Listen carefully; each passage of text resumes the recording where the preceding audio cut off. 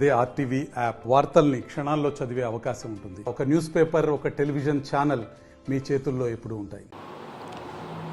ఉమ్మడి ఆదిలాబాద్ జిల్లాలో రైతులకు డబ్బులు పడ్డాయా లేదా, రైతు బంధు సాయం అసలు ఎవరికి అందింది, రైతు బంధు సాయంలో ద్వారా లబ్ధి పొందిన వారెందరూ, అసలు ఎకరానికి పడ్డాయా, పడితే లేదుగా 2 ఎకరాలకు పడ్డాయా, ప్రస్తుతం బీఆర్ఎస్ నాయకులు ఏమంటున్నారు, మాజీ ఎమ్మెల్యే మనతో పాటు దివాకర్ రావు ఉన్నాడు, ఒకసారి మాట్లాడిద్దాం. అసలు ఆ రైతులు ఏమంటున్నారు, పోయినప్పుడల్లా రైతు బంధు చర్చ జరుగుతుంది, ప్రధానంగా రైతు బంధు చర్చ రాష్ట్రంలో జరుగుతున్న పరిస్థితి కనబడుతుంది. మనం ఒకసారి దివాకర్ రావు సార్తో మాట్లాడిద్దాం.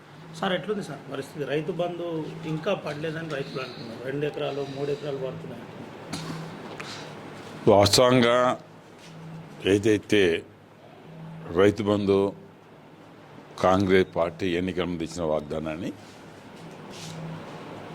వాళ్ళు వాగ్దానాన్ని నిలుపుకోలేకపోయారు. రైతులకు యాసంగి పంట మొదలే డబ్బు పడే కార్యక్రమం గతంలో ఆ ప్రక్రియ ఓ 1 నెల రూపాయలు కంప్లీట్ అవుతుండే. ఆ ప్రక్రియ కంప్లీట్ కాలేదు. గతంలో ఎన్ని ఎకరాలున్నా గత ప్రభుత్వం ఇచ్చారు, బీఆర్ఎస్ ప్రభుత్వం కేసీఆర్ నాయకత్వంలో రైతులకు రైతు బంధు ఇచ్చిన సందర్భాలు. ఇప్పుడు నాకున్న సమాచారము 2 ఎకరాలు, 2 బావు, 2.5 ఏదైనా అక్కడక్కడ బిలో 3 కన్నా దాటలేదు, 3 ఎకరాల కన్నా దాటలేదు, 3 ఎకరాల లోపే పడ్డాయి. మరి ఈ రకంగా 3 ఎకరాల లోపు పడ్డ సందర్భంలో ఎందరో సన్నకారు రైతులు ఉంటారు. సన్నకారు రైతులు అంటే అది తరి అయితేనేమో 5, కుషికి అయితేనేమో 10, ఆ రకంగా ప్రభుత్వ లెక్కలు ఉంటాయి. ఆ రకంగా రైతులకు రైతు బంధు పడలేదు. గతంలో రైతు బంధు పడ్డ సందర్భంలో రైతులు ఎంతో సంతోషంగా వారి అంటే యాసంగా అయ్యే ఖర్చులు కానీ మరొకటి ఈజీగా వాళ్ళు ఎరువులు కానీ తెచ్చుకునే అవకాశం ఉండే. ఇప్పుడు ఆ రకంగా పడలేదు. సాధారణంగా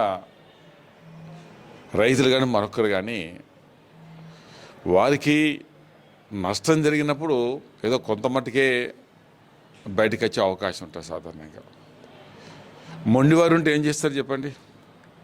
నేను ఇయ్యపో అంటే ఏం చేస్తారు? ఎవరేం చేయలేరు. కానీ ఆ మొండిగా వ్యవహరించే వాళ్ళకు, మొండిగా మాట్లాడే వాళ్లకు, ఏదైతే ఎన్నికల ముందు ఇచ్చిన మాట నిలబెట్టుకోకపోతే ఎవరైనా సమయం వచ్చినప్పుడు వాళ్ళు వెయిట్ చేస్తారు. వాళ్ళు ఆ సందర్భంలోనే ఇచ్చిన వాగ్దానాన్ని నెరవేర్చకపోతే ఆ రైతుల కోపానికి మరి గురిగాక తప్పదనేది అది సహజంగా మనం చూస్తున్నాం.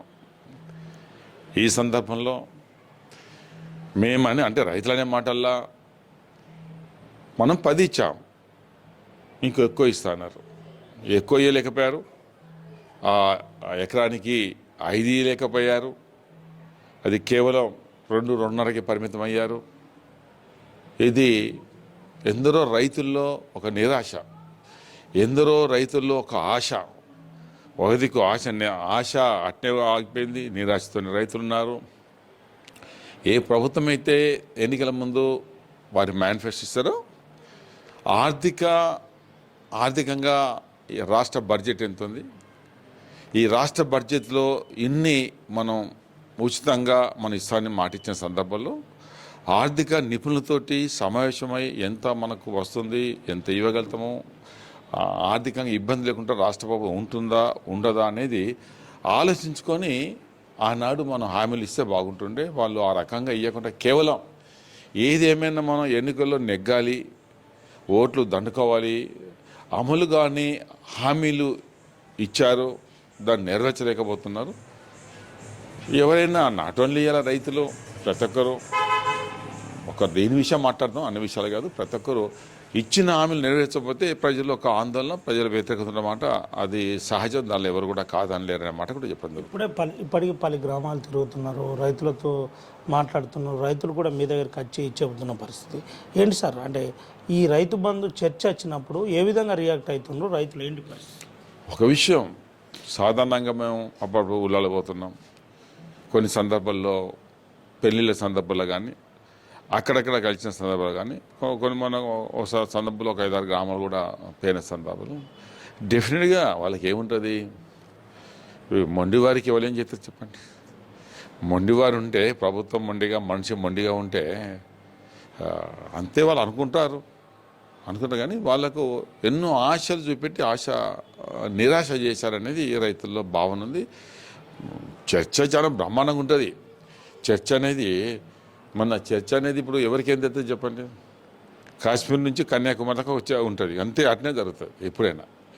ఇటు ఆదిలా నుంచి కావచ్చు, అటు మనకు తెలంగాణ బార్డర్ గద్వాల దాకా కూడా, ఇటు ఆసివా నుంచి గద్వాల దాకా కూడా ఒకసారి ఆలోచిస్తే ఆలోచన ఎంటైర్ తెలంగాణ ఒకటే ఆలోచన ఉంటుంది. దాన్ని ఎవ్వరు కూడా కాదనలేదు.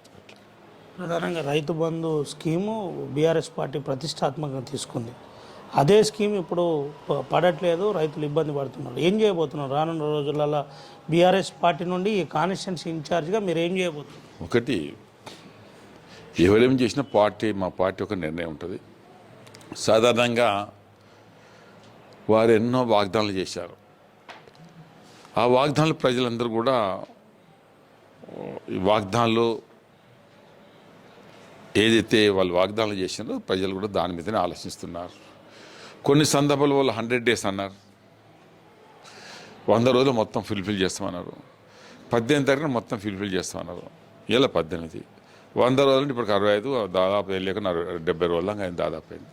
సో ఇంకొక మార్చి 3 వస్తే, మార్చి 10 వస్తే దాదాపు 100 days అవుతుంది. ఏదైతే వారు అన్నారో అది నిలబెట్టుకోవాల్సిన బాధ్యత వాళ్ళపై ఉంటుంది. దాని తర్వాత పార్టీ కూడా ఒక నిర్ణయం తీసుకుంటారు. మా పార్టీ, బీఆర్ఎస్ పార్టీ, కేసీఆర్ గారు ఒక నిర్ణయం తీసుకుంటారు. ఆ నిర్ణయం ప్రకారము ఎవరు అంటే నాట్ ఓన్లీ అన్ని పార్టీలు కూడా ఏం ఆలోచిస్తాయి, ఒక కాంగ్రెస్ పార్టీ తప్ప మిగతా పార్టీ అని డెఫినెట్గా అడుగుతారు. ఏమన్నారు, 9వ తారీఖు నాడే 3వ తారీఖు రిజల్ట్ తర్వాత 9వ తారీఖు నాడు 2 లక్షల రుణం తీసుకుంటే మాఫీ చేస్తాం స్వతగా అన్నారు. 9 తారీఖు అన్నారు. దీనికి 100 days పెట్టలేదు. 9 అన్నారు కదా, 9 నాడు ఇచ్చారా? ఇవ్వలేదు. మిగతా ఏంటంటే 100 days అన్నారు. 9 తారీఖు అయిపోయింది, నెరవేర్చలేదు. 100 days కూడా అంటే 100 days కూడా కొన్ని స్కీములు 100 days అన్నారు. 100 days తర్వాత డెఫినెట్గా పార్టీ నిర్ణయం తీస్తుంది. పార్టీ ప్రజలకు కానీ వారు ఇచ్చిన వాగ్దానాలకు మనం ఆయా వర్గాలకు మేము అండగా ఉండవలసిన బాధ్యత పార్టీ పరంగా మా బాధ్యత. డెఫినెట్గా మేము ప్రభుత్వానికి ఖచ్చితంగా మీరు అన్న మాటను నిలబెట్టుకోండి, అన్న హామీలు నిలబెట్టుకోండి అనేది డెఫినెట్గా ప్రజలతో మేము ఉంటాం, ప్రజల పక్షం మేము ఉంటాం. కాంగ్రెస్ పార్టీ రైతు బంధు, రైతులకు సంబంధించిన సాయం ఏదైతే పెట్టుబడి సాయం ఏదో అందలేదు. ఏంది సీనియర్ గతంలో ఉన్న సీనియర్ పాలిటిక్స్లో ఉన్న నాయకుడు, అదేవిధంగా మాజీ ఎమ్మెల్యే ఏం చెప్పబోతున్నాడు దీని మీద? ఒక విషయం ఇందాక నేను చెప్పాను కదా, ఎవరైనా ఆయా పార్టీలు ఎన్నికల ముందు ఇచ్చిన వాగ్దానం నెరవేర్చకపోతే ఆ లబ్ధి సంబంధించిన నాట్ ఓన్లీ ఈవెన్ వ్యవసాయదారులే కాదు, భూమి ఉన్న రైతులే కాదు, ఎందరికో ఇచ్చారు కదా, వారందరి ఆలోచన ఏముంటుంది, డెఫినెట్గా ప్రభుత్వం మీద వ్యతిరేక భావం ఉంటుంది. ప్రభుత్వానికి వ్యతిరేకంగా వాళ్ళు డెఫినెట్గా డిమాండ్ చేసే కార్యక్రమం ఉంటుంది. ప్రభుత్వానికి వ్యతిరేకంగా ధర్నాల కార్యక్రమం చేసే కార్యక్రమం ఉంటుంది. ప్రభుత్వానికి వ్యతిరేకంగా ప్రభుత్వ పరంగా ఉన్న వ్యక్తులు వచ్చినప్పుడు వాళ్ళు నిరసన తెలిసే కార్యక్రమం ఉంటుంది. వాళ్ళు రైట్ పర్సన్స్. ఎందుకంటే ఒకవేళ నేను ఏడాది లోపల చేస్తామంటే ఏడాది కలుగుతారు, నేను 100 days లోపల చేస్తామంటే 100 days తర్వాత అడుగుతారు. లేదు మేము 9 తారీఖు అంటే 9 తారీఖు తర్వాత డెఫినెట్గా అడుగుతారు. ఇప్పుడు ఇంకెన్నో ఉన్నాయి, ఇప్పుడు అన్నిటి విషయంలో చెప్పడం కాదు, చాలా నెంబర్ ఆఫ్ వాళ్ళు ఇచ్చినాయి.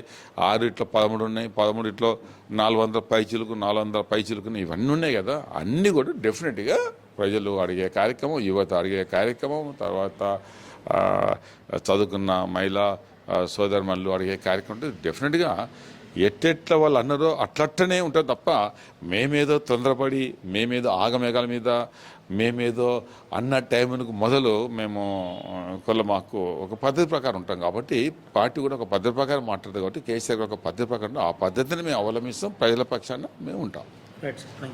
ఇది పరిస్థితి. ప్రధానంగా సమయం వచ్చినప్పుడు ప్రజలు బుద్ధి చెబుతారు. ముఖ్యంగా రైతు బంధుకు సంబంధించిన సాయం, పెట్టుబడి సాయం ఏదైతుందో ఇప్పటిదాకా పడలేదు. అది పడకపోవడం చాలా బాధాకరం. దీనికి సంబంధించి నిరసనలు, అదేవిధంగా పార్టీ ఇచ్చే స్టాండ్ మేము రానున్న రోజుల్లో ఇంప్లిమెంట్ చేయడానికి సిద్ధంగా ఉన్నాం. ముఖ్యంగా అందరూ కూడా పూర్తిగా ఆ వ్యతిరేక భావమే వ్యక్తం చేస్తున్న పరిస్థితి అయితే కనబడుతుందని మాజీ ఎమ్మెల్యే దివాకర్ రావు చెబుతున్న పరిస్థితి కనబడుతుంది. సుమంత రవినాయక్ RTV ఆదిలాబాద్ నుండి.